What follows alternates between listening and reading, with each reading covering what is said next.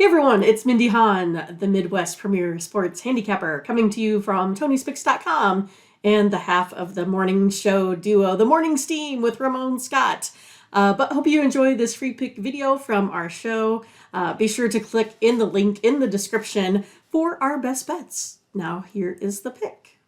In this one, Cincinnati's the home team, maybe on the scoreboard, but they had a conflict at their arena, so this one's being played at Utah Valley, and that it makes it an interesting game, right? Because Utah Valley, they're not used to bringing a team like Cincinnati into their home arena. This is going to, we talk about some of these postseason games, even on the home sites.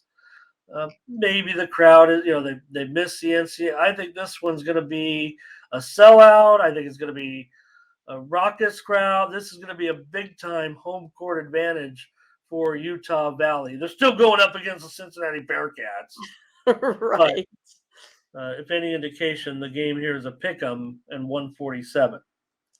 Yeah, I mean, I have this one literally like a 73.2 to like a 73.4, that sort of deal here. So I have it really, really closely rated. But with those numbers, I'm going to go ahead and head under the total here. Both of these two are under teams, 4-0 in the last four. Utah Valley, as well as 4-0 in last four following a win there for Cincinnati. I'm going to go under the total, Ramon. Me too. I want to go under in this one with the Utah Valley and Cincinnati. Going to make it hard. Look, I don't know if Utah Valley's defense can necessarily stand up to a program like, but at 147.5, I think it can. So both teams kind of trend a little bit to the over here, but 147, I'm willing to do that with your numbers. Say it's good, so I'm okay with that for sure. It got steamed to the under, no doubt about it. And yeah, Utah Valley. This is going to be interesting because they're a pretty good cover. Right. But Cincinnati's gotten the money some too as well. Even though they, disappointed to not make the tournament, they've been a profitable team this year for the most part, if I'm not mistaken. Boy, that's funny. Look at that. The Bearcats finished, or they still are in it, but 21-11 spread record. Usually, a team that has a great spread record is going to have a pretty good, a pretty good season. It just shows that, and in their conference, so interesting.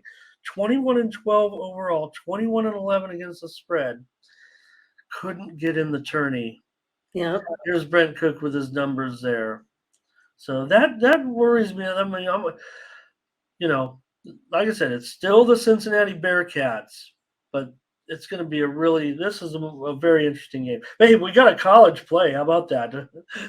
Hey, like out of two, getting one. That's pretty good. Right. Well, because didn't we've been having trouble. We went over 4 yesterday, right? We didn't find. We won a lot of our plays. We just couldn't agree on the show.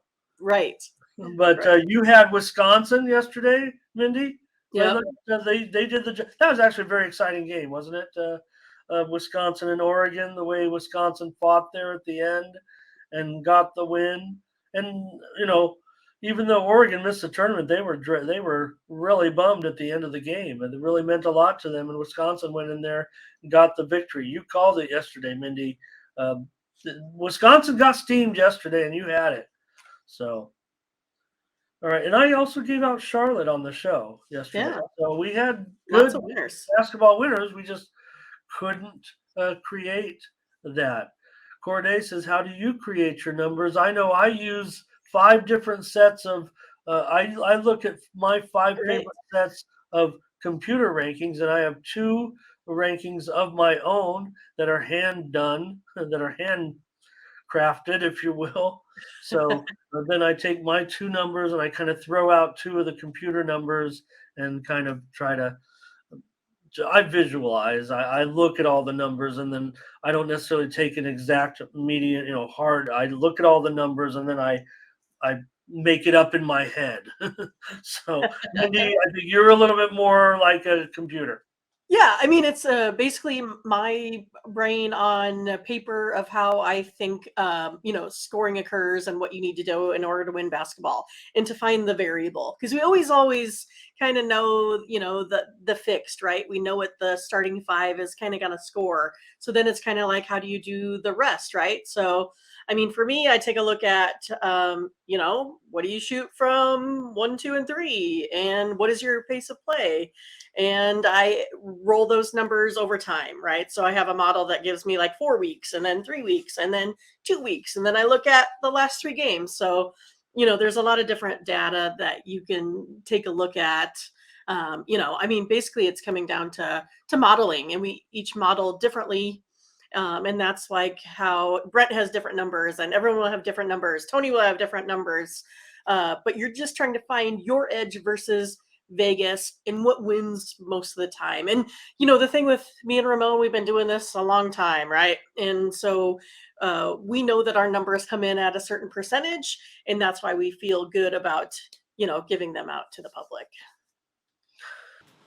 So thanks for watching, and make sure you get over to the Tony'sPicks.com website right now and check out our All Cappers tab, where you can purchase some of our own personal picks. And be sure to go ahead and use the promo code TonyT at checkout to save 20%.